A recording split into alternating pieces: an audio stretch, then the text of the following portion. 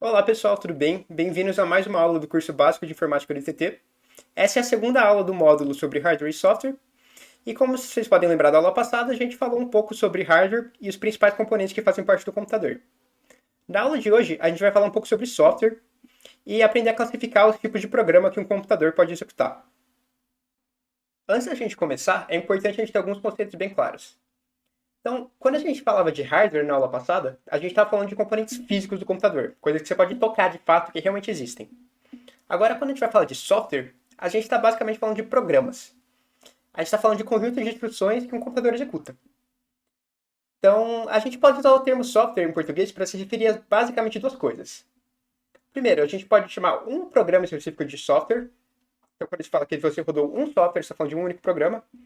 Ou a gente também pode usar esse termo para se referir a um conjunto geral de programas que um computador pode executar. Então, quando a gente fala, por exemplo, de editores de texto, navegadores, aplicativos de mensagem, jogos, tudo isso são exemplos de software que você pode executar no computador.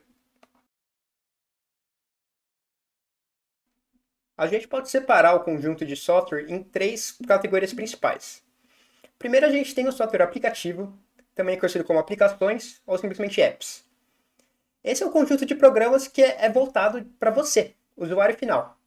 Então, a grande maioria dos programas que você já deve ter usado provavelmente entram nessa categoria. Então, todos aqueles exemplos que eu mencionei no slide anterior, editores de texto, navegadores, Excel, Word, esse tipo de programa, tudo software aplicativo. A gente também tem o software de sistema, que são aqueles programas que rodam por detrás dos panos sem que você preste muita atenção neles. Mas eles estão realizando funções bem importantes para o funcionamento dos outros programas, incluindo os aplicativos que você usa de fato. E por último, a gente tem o que a gente chama de software utilitário, que são programas que normalmente têm uma função bem específica, que não se encaixam em nenhuma das categorias anteriores, mas que oferecem alguma funcionalidade que pode ser útil para outros programas. Software aplicativo são programas que são pensados para realizar uma tarefa específica para o usuário. Eles podem ser encontrados instalados localmente na sua máquina, seja ela um computador desktop, um notebook ou um celular, por exemplo. Ou eles também podem ser executados no navegador. E nesse caso a gente tem o que a gente chama de uma aplicação web. Eles podem ter os mais diversos propósitos, é impossível listar todos, mas a gente pode, por exemplo, ter programas pensados para entretenimento, como para ouvir música, para navegar na internet, para editar documentos, entre várias outras. E a gente já vai ver alguns exemplos com um pouco mais de calma, mas antes disso, cabe aqui falar um pouco sobre o que a gente chama de programas proprietários e programas open source. Então, a maior parte dos programas que a gente usa no nosso dia a dia são o que a gente chama de proprietários. O programa proprietário é um programa que tem um dono, pode ser uma pessoa, pode ser uma empresa, que restringe o que você pode fazer com aquele programa. Então, normalmente eles não deixam o código-fonte, ou seja, o código que foi usado para gerar aquele programa, disponível para qualquer um ver. Eles muitas vezes são pagos também, não todos, mas muitos são. E, de forma geral, eles restringem como você pode distribuir e modificar esses programas. Do lado oposto, a gente tem o que a gente chama de software livre e open source.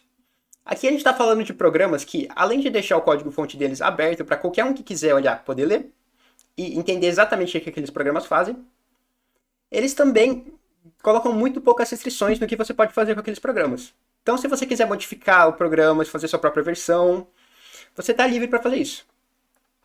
Então, eles valorizam bastante a questão da transparência e do desenvolvimento coletivo de software, muitas vezes de forma voluntária. Nossos primeiros exemplos de software aplicativo são os programas de criação e edição de documentos.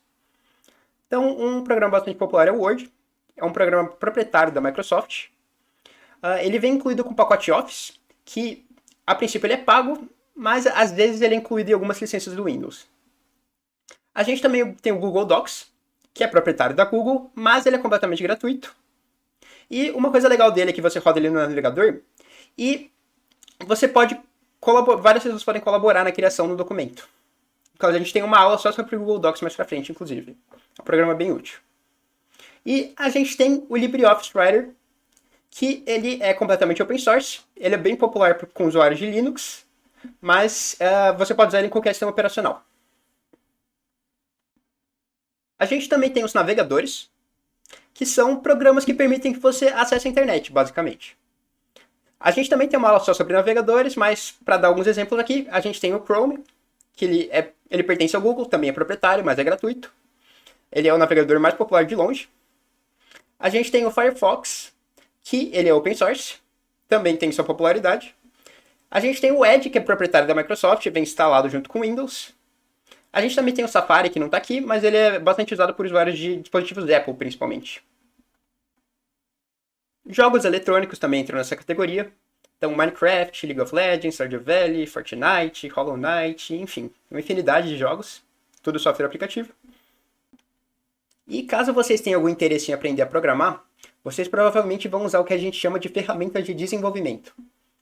Então, primeiro a gente tem aqui 2 exemplos do que a gente chama de IDEs, ou Ambientes Integrados de Desenvolvimento, que são, de forma resumida, como se fossem programas de edição de texto, mas voltados para a programação e que têm outras funcionalidades que são úteis para o programador. Então a gente tem o Visual Studio Code, que é um software proprietário da Microsoft, mas também gratuito.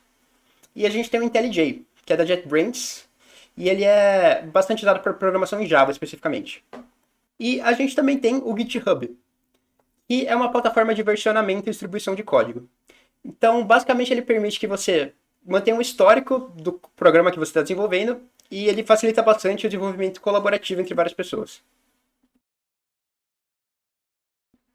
Quando a gente fala sobre software de sistema, a gente está falando de programas que oferecem uma base para a execução de outros programas, por exemplo, aplicativos. Nosso maior exemplo aqui é o sistema operacional. O sistema operacional ele tem uma série de funções, mas para listar algumas delas. Ele coordena a execução de programas, então se você tem vários programas rodando ao mesmo tempo, é função do sistema operacional decidir quem vai usar que recursos quando. Então, a alocação de memória também é trabalho dele. Se vários programas querem usar memória, é papel dele decidir quem pode usar que região de memória e quando. Ele gerencia o sistema de arquivos. A gente tem uma aula só sobre arquivos mais pra frente.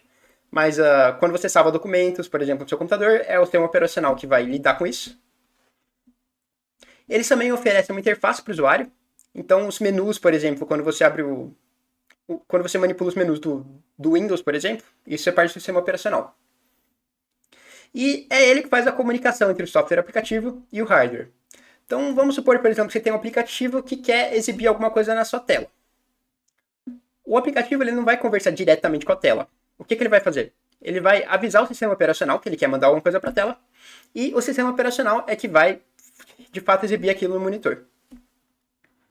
E o sistema operacional ele é composto por vários programas, ele não é um único programa, mas ele tem várias bibliotecas auxiliares, normalmente, que vem instalado junto com ele, mas a parte principal dele é o que a gente chama de núcleo ou kernel, que é o que realiza as funções críticas do sistema operacional. Então, agora falar um pouco sobre os sistemas operacionais mais populares. Então, para computadores pessoais, então isso inclui notebooks e desktops, a gente tem o Windows, que é um sistema operacional proprietário da Microsoft, que provavelmente é o que a maioria de vocês usam. A gente tem o Linux, que é open source, e normalmente você não instala simplesmente o Linux, você instala o que a gente chama de uma distribuição do Linux. Então a gente tem Debian, Fedora, Ubuntu, tem uma infinidade de distribuições, a maior parte delas gratuitas e open source também. E a gente tem o macOS, que é o que a gente encontra em MacBooks, que são computadores da Apple. E para dispositivos móveis, então smartphones e tablets, a gente, por exemplo, tem o Android e a gente tem o iOS, que é o que você encontra nos iPhones, que também são da Apple. Nosso próximo exemplo de software de sistema é o que a gente chama de driver de dispositivo, também conhecidos como controladores de dispositivo. A princípio, você poderia ter um sistema operacional que conversa direto com o hardware. Só que qual é o problema disso? O seu sistema operacional teria que ser pensado especificamente para o hardware que você está usando, uma vez que nem todo hardware usa o mesmo protocolo de comunicação. Então, como é que a gente resolve esse problema? A gente usa o driver, que ele age basicamente como um tradutor, de forma que o sistema operacional possa ter a própria linguagem dele, entender seu próprio protocolo. O dispositivo de hardware, seja ele um periférico, seja ele a placa de vídeo, por exemplo, ele pode ter o protocolo próprio também. E o driver vai traduzir essa comunicação aí, de forma que os dois consigam se entender, sem você ter que trocar o sistema operacional toda vez que você vai usar um dispositivo de hardware diferente. Por último, a gente tem o que a gente chama de firmware. Firmware é basicamente um software que está diretamente associado a um dispositivo de hardware que vai gerir o funcionamento básico dele. Então, ele tipicamente é escrito em memória não volátil dentro do próprio dispositivo, o que permite que ele seja executado assim que você liga o dispositivo, mesmo quando você não tem nada carregado na memória principal do computador ainda. Então, por isso, é muito comum a gente usar esse tipo de programa para inicialização de dispositivos. Então, o exemplo clássico aqui é a BIOS, ou em computadores mais modernos, a UEFI, que é basicamente um programa que faz as configurações iniciais do computador quando você liga ele, ou boota ele. Enquanto o sistema operacional não é carregado na memória, é ela que vai cuidar da configuração geral do computador. A gente também encontra firmware em outros dispositivos, incluindo periféricos, roteadores, enfim, vários dispositivos têm o próprio firmware. A nossa última categoria é a do software utilitário.